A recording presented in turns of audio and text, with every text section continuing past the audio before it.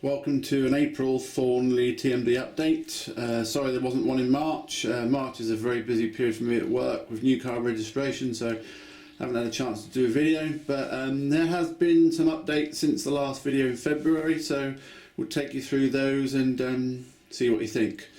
As you can see, obviously the depot now has all been concreted. There's still a few little bits to sort out. The concrete on the outside in between the rails I've got to sand down, and the small bits towards the end of the steps I've got to sand as well, but the rest of the depot has been sanded down. It looks really good. Going to look even better when it's weathered. I've got one little problem, is the lifting shed, the line, the wires that are hidden underneath the concrete must have come loose because there's showing no power. I've got this little track tester that tells you whether there's power. Obviously you can see on all these they light up. If I go over to the lifting shed, we have got power to the negative side, but there's nothing over there on the positive side, so I'm going to have to dig up a little bit of concrete, but I can most probably add one just down the very end there, which will hide and find the other one there. It's annoying, but these things happen. But I've tested all the other tracks with the tester and they're all lit up, so I suppose with all that amount of concrete being added over the time, one little problem isn't that bad.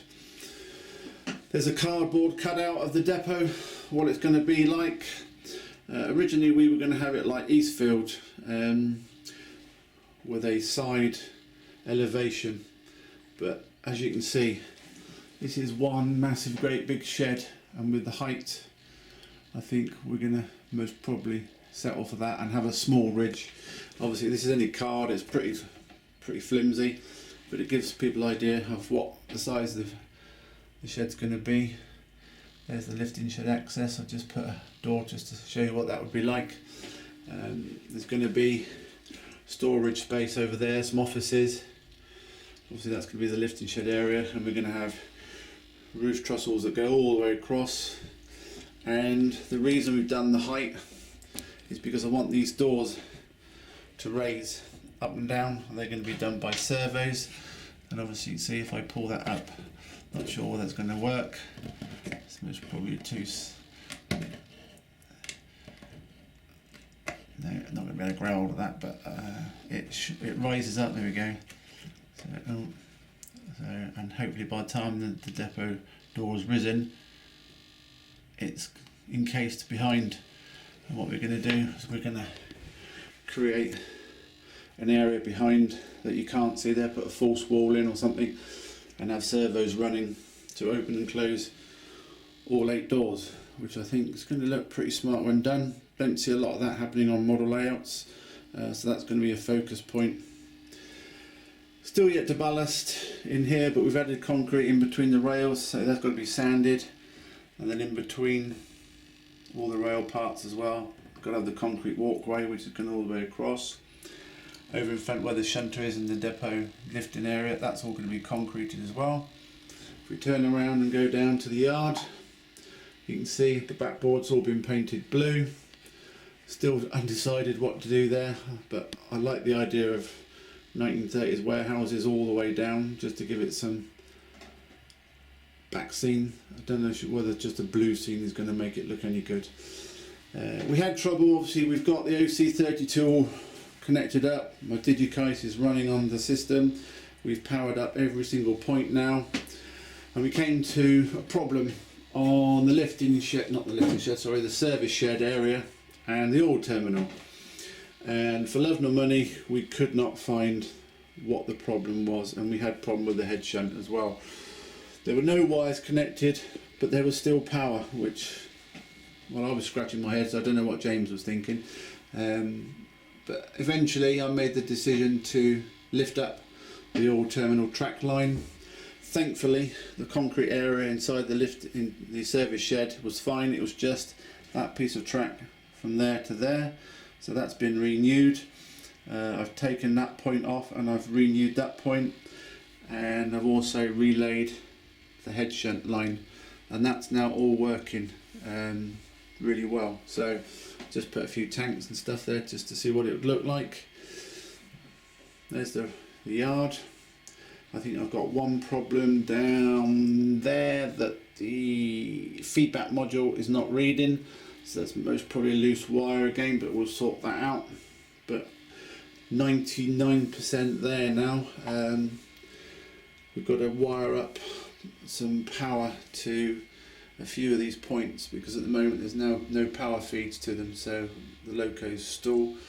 But that's the reason, because obviously we've done feedback modules in every single piece of track, so where it's cut, obviously there's no power to the points, so I'm going to add that as we go along. Still a load of scenery to do, but as you can see, progress is being made.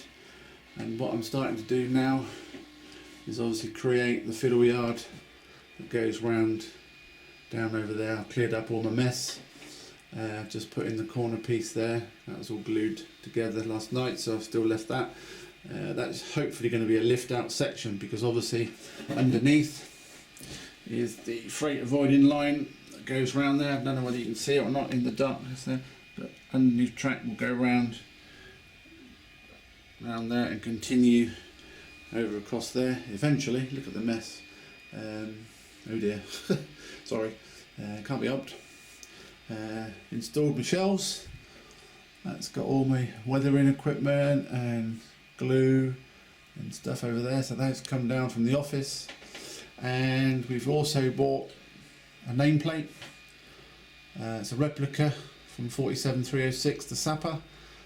Original one turned up damaged in the corner, so it took me ages to get that sorted out, but eventually we've got that one back, and that's now prided on the wall, along with Osprey 47120, unofficial name and Tinsley nameplate, which was done and kind of given me from Dave Gilmore of Thornley TMD. Looking good there. So that's about it for April.